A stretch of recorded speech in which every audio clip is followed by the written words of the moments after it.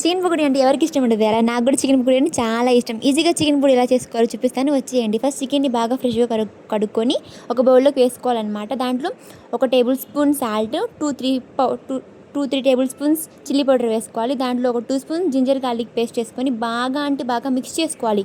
ఎంత బాగా మిక్స్ చేసుకున్నామో టేస్ట్ అంత మంచిగా వచ్చింది అండ్ అంత క్రిస్పీగా ఉంటుంది చికెన్ పకోడీ మనకి.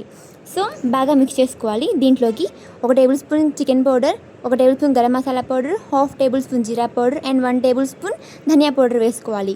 అండ్ దీంట్లోకి కొత్తిమీర, కరివేపాకు, పుదీనా వేసుకుంటే ఇంకా ఫ్లేవర్ బాగా వచ్చింది అనమాట. టేస్ట్ చాలా బాగుంటుంది. మనకి ఎంత కావాలంటే అంత ఫ్రెష్గా తీసుకొచ్చి కడుక్కొని బాగా వేసుకొని బాగా మిక్స్ చేసుకోవాలి. ఎంత బాగా మిక్స్ చేసుకుంటే అంత టేస్ట్ ఉంటుంది అనమాట. అండ్ బాగా మిక్స్ చేసుకోవాలి. ఇంకేముంది, ఇంకాసేపు ఇలా కలిపేసుకొని దాంట్లో మనకి ఒక ఫుల్ ఎగ్ వేసుకోవాలి. అండ్ దాంట్లో 1/2 స్లైస్ లెమన్ వేసుకోవాలి. అండ్ దెన్ మళ్ళీ దాన్ని బాగా మిక్స్ చేసుకోవాలన్నమాట. మనం దీనివల్ల టేస్ట్ చాలా ఇంక్రీజ్ అయిపోద్ది, క్రిస్పీగా ఉండే ఛాన్సెస్ ఉంటాయి అనమాట. అండ్ దీంట్లోకి మన ఆప్షన్ వేసుకోవచ్చు, 1/2 tablespoon green chilli powder paste వేసుకోవాలి. అండ్ దెన్ మళ్ళీ బాగా మిక్స్ చేసుకోవాలి. ఆ పేస్ట్లో ఉన్న ఫ్లేవర్ మొత్తం చికెన్కి బాగా పట్టేట్టు మిక్స్ చేసుకోవాలి. అండ్ 1/2 అవర్ దాన్ని ప్లేట్ వేసి వదిలేయాలి. And then next Kashmiri chilli powder 2 spoons వేసుకొని బాగా మిక్స్ చేసుకొని పెట్టుకోవాలి. పక్కా కార్న్ఫ్లోర్ వేయక ముందు 1/2 అవర్ మాత్రం పక్కాగా మ్యారినేషన్ చేసి పక్కన పెట్టుకోవాలి.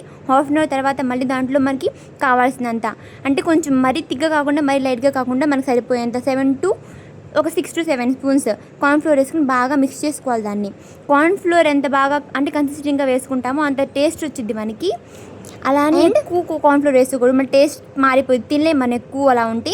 కాబట్టి మీడియంగా మనకు సరిపోయేంత వేసుకొని ఒక 1 అవర్ పాటు దాన్ని వదిలేసేయాలి. బాగా మ్యారినేషన్ అయ్యింది. అండ్ దెన్ డీప్గా మనం ఆయిల్ని హీట్ చేసుకోవాలి. అండ్ దాంట్లో మెయిన్ థింగ్ గైస్, ఇక్కడే వినండి మీరు, చాలా ఆయిల్ బాగా హీట్ అయిన తర్వాత దాంట్లో మనం చికెన్ పకోడీ వేస్తాం కదా. వేసిన వెంటనే చాలా మంది స్పూన్ పెట్టి తిప్పేస్తూ ఉంటారు, కానీ అలా తిప్పకూడదు. టేస్ట్ చచ్చిపోయేది మాత్రం అక్కడ. 1 మినిట్ దాన్ని వదిలేయాలి. 1 మినిట్ తర్వాత మనం స్పూన్ పెట్టి దాన్ని కలుపుకోవచ్చు. అండ్ మన టేస్ట్ చికెన్ పకోడీ రెడీ.